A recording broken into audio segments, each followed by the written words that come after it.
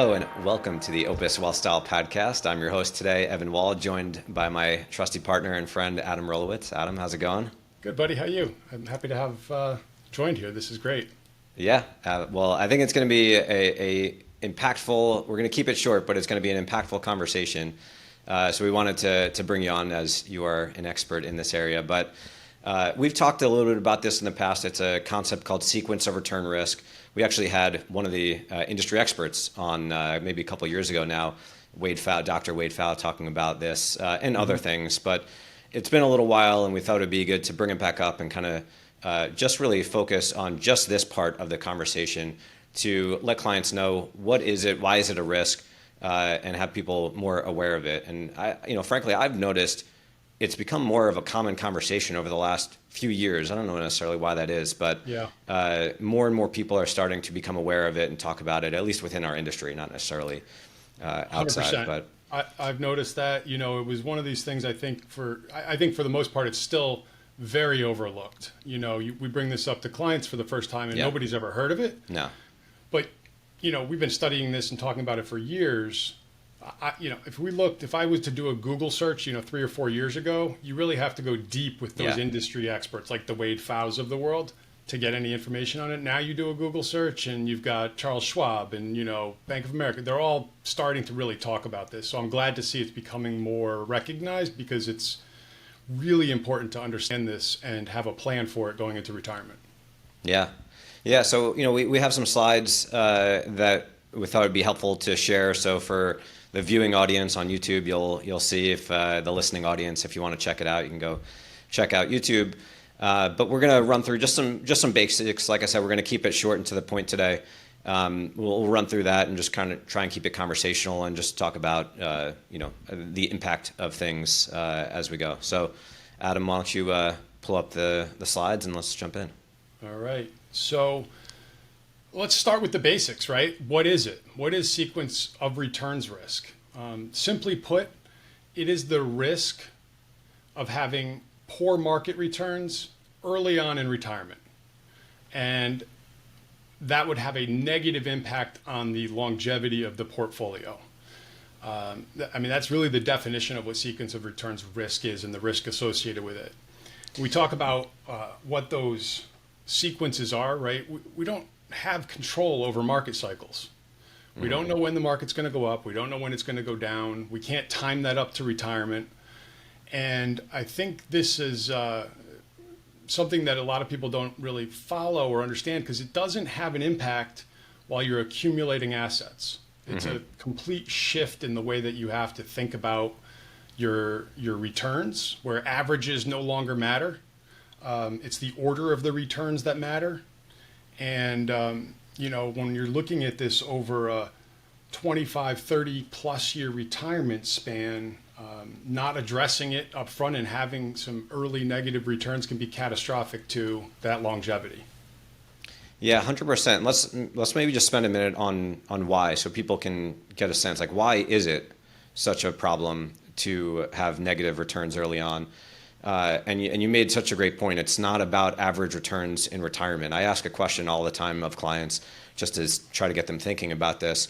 If you get to retirement with some number you feel good about and you earn 8% on average throughout retirement and you spend 5%. So you're earning 8% on your investments throughout on average throughout your retirement and you're spending 5%. Can you run out of money? And most people, they think about it for a little bit and they think, well, if I'm earning 8 and I'm spending 5, it sounds like, no, I'll have some extra left over and that'll grow over time. And so when I shared this concept with them of actually you can run out of money, and the secret to that question is exactly what you said. Averages don't matter. The average rate of return doesn't really matter when you're taking money out, because what's happening is you're compounding the loss when the value of your assets go down and you have to sell from your investments to live your life and pay your bills. So therefore, for example, when the market recovers, there's just not as much in there to bounce back. That's right. We have, that's exactly it in a nutshell. Is 100%. We say it's the compounding effect of withdrawals and losses. So those two things happen simultaneously. When you have losses and withdrawals, at the same time, and you're withdrawing from the portfolio because you're living on this money now. You have, you haven't planned and you don't have anywhere else to go. So you still got to pay your bills. You still got to live. You got to eat. So you're taking money out of your account. When it's down, your account is down, and then you take money out, you've just locked in that loss. You have no chance of recovering that money again. And it's not as noticeable early on, but you have this and that early downshift, that drop early on has a substantial impact on the value long term. Yeah. You can kind of think about it. It's like almost the opposite of compound interest, right? As much as getting interest on your interest over time is helpful, it's kind of like the opposite of that. Yeah. And just to illustrate that point, for people who can see, and I'll kind of just talk through this, historical data here. This is your, S&P, 70% S&P account, 30% Bloomberg aggregate bond index for the last 25 years. And if we were to look at this from 2000 to 2024, right, we had the negative, those early years where we had the dot-com and the trade towers down, and then we have another cycle down. What we notice, though, is that talking to the point about the compounding impact, years after the market is down, generally we have these strong recovery years. Right, we're down 12, we're up 21. We're down 24, we're up 20. We're down and that's 3, not just true 25. on years, that's true on days. Like typically after the biggest down days, the next day or two is typically the biggest up days. Yeah, just happened when all those tariffs were announced, right? And then everything backtracked, and then it popped, and we had like the biggest return day ever. That's right, yeah. So looking at the, here's just that cycle here. And we could just as easily reverse that sequence, right? We don't know what order these returns are going to come in to us. In either case, though, it doesn't really matter, right? To the averages, we had a 7.8% return in either scenario. So you'd think if you're just applying money if you have an average return that you have a pot of money somewhere, you should end up in the same place. And as you're accumulating money, that's pretty true, right? We can start, this is just an example of, a $10 million account balance. It doesn't really matter what it is. It could be 100,000, a million. It's all the same. The economics are the same. Whether you have early years that are negative or those returns, the mirror image returns, and those same returns are negative later on, you start and end in the same place. You take a different path to get there, different routes through the woods, but you start and end at the exact same spot. And for the listeners only, what we're showing here is both starting with the same amount, but just reversing the order of the returns. So one scenario, you start with the negative returns. The other scenario, you end with the negative returns. So the exact opposite order of returns. And like Adam said, you start at the same place, you end with the same place when you're not adding new money in or taking money out. That's right. So as long as you just have money sitting static in a portfolio, this is, hey, I'm investing, I let it sit there and let it roll. This is what it happens. And that's how a lot of us live in, while we're saving and building for retirement. Right? This is what we call the accumulation phase.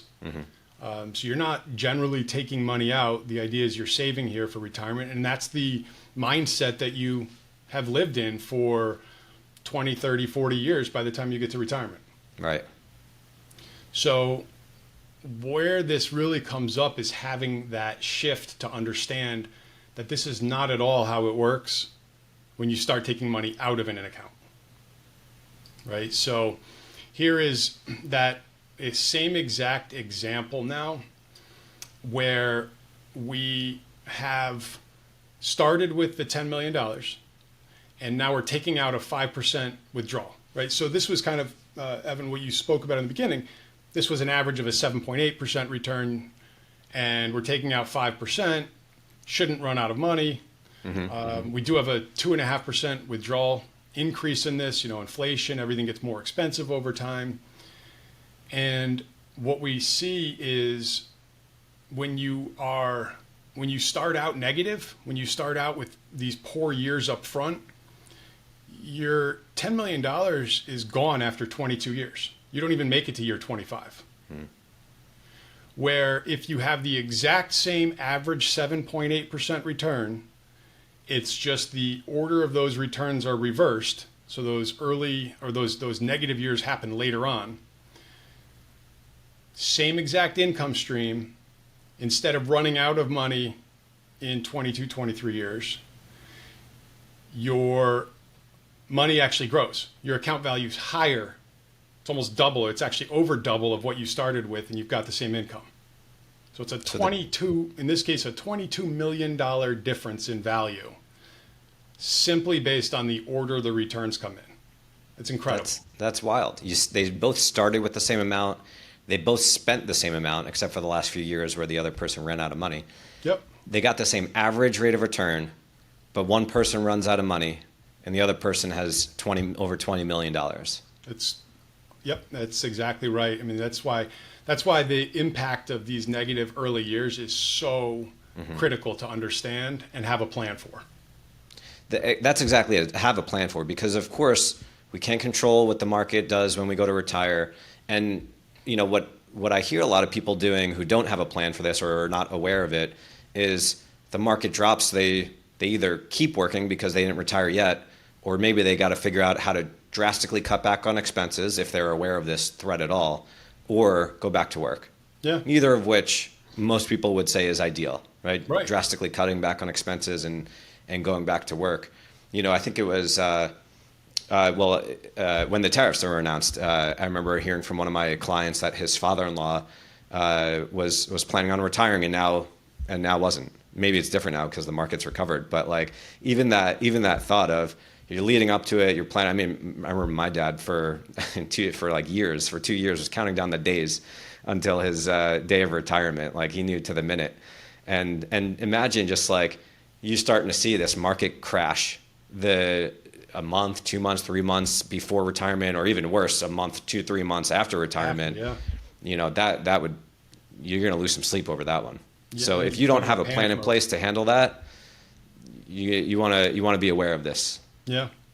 100%. You know, I mean, that's exactly right. It's you want a retirement you can enjoy instead of, look, it's nobody wants to start clipping coupons and cutting spending, you know, in their early years of retirement, especially, right? Yeah. If anything, your early years of retirement are the years you want to enjoy the most. Yeah. It's when people are traveling the most, they're still physically able, they have the money. Exactly. So one area, I mean, there's a couple of different things you can do to help mitigate the risk, but an interesting area that we like to spend some time talking about is the inclusion and planning for having a buffer asset in your world when you get to retirement. And simply put, a buffer asset is it's just a low risk asset. It's something that's not correlated to the market. Think of it like a little side fund that is not going to go up and down when the market goes up and down. It's a cushion, a safety net. It gives you the ability to go to something else during those downturns and pull your living expenses from that account to avoid you having to sell those investments and while they're down and locking in that loss. And to just demonstrate the impact, it's wild to me how much of an impact it can really have. So back to our example here in year 2, right? We had a negative year. So instead of taking money out of our investment account, in this case, we were taking $512,000 out. Instead of taking that money out of our investment account, we take it from somewhere else. And we let that investment stay invested instead of compounding that loss and taking out while it's down. And that, by taking $500,000 out from somewhere else, it improves the overall, and you now have, it creates an additional $2.2 million worth of portfolio value. You no longer run out of income in year 22. Your income, your portfolio is still around now, almost or just to the 25th year. So you've created $500,000 somewhere else, takes an additional $2.2 million of value that you've created. You've more than quadrupled the impact to your retirement portfolio. Such a huge impact. And just to be clear, the simplest definition that I like to give of a buffer asset is just anything that won't lose money. Yeah. Okay? It can grow, and that would just be an added benefit. But anything that is non-correlated to market volatility and won't decline in value, and I should add, will always be available to you, right? So I actually heard Wade Fowle just talking about this on a LinkedIn post just a couple days ago. People were asking, well, I can't use a HELOC, a home equity line of credit, as a buffer asset. And his point was, well, in 2008, when the housing crisis happened and the market dropped significantly, a lot of people were getting their HELOCs frozen. Yeah. So, if it's not liquid and actually available for you when you need it, it's not really going to help you for a buffer asset strategy. That's right. I just was going to demonstrate quickly here. It's hard to see, or it's hard to talk through this, but if you continue to do this strategy and each year there's a negative cycle, you take the money from somewhere else. If you use 2 years of buffer assets from somewhere else, you've taken $1 million out of a different account. You've not taken $1 million out of your portfolio. It creates $5.4 million of additional value after 25 years. You take $1.5 million from somewhere else. Your portfolio value is $9 million higher. We did 4 years. If you took the 4 years that the market was down, you take $2.2 million from somewhere else, from your buffer asset, from your money that is liquid and can't go down in value. Mm-hmm. By taking $2.2 million from that, you've allowed your portfolio to have an additional $12 million worth of value. So what this is showing is if you can get to retirement with traditional investments, 401ks, IRAs, non-retirement investments, but also that buffer asset strategy. And the way you could think about that is how many number of years of living expenses do you have in your buffer asset, so that whenever the market is down, whether it's at the beginning, the middle, or the end, if you could just never sell your investments after it just went down, naturally your investments are going to last longer. And this is why the investment industry does all these Monte Carlo simulations. Mm-hmm. And there's an industry term called the safe withdrawal rate, which basically states if you, over a certain period of time, 25 or 30 year period of retirement, you can take out X percent of the starting point of your investments, and historically, based on that, not run out of money. And what you find is the more years of buffer assets you have, the higher initial withdrawal rate you can take. Yeah. And so, who doesn't? If we can increase your withdrawal rate, that either means you get to spend more in retirement or you get to retire earlier. And so, that's why we speak so passionately about this. Or create a bigger legacy and have the same lifestyle. That's right. Spend the same amount and leave more behind. Be charitable, give to your kids. Be more generous with your family and your grandkids, because you have that comfort, and you can do that while you're alive. And you can help the kids, send your grandkids to college. You can take them on that your 50th anniversary trip to Disney, where you're bringing the whole family, and it's a $50,000 trip.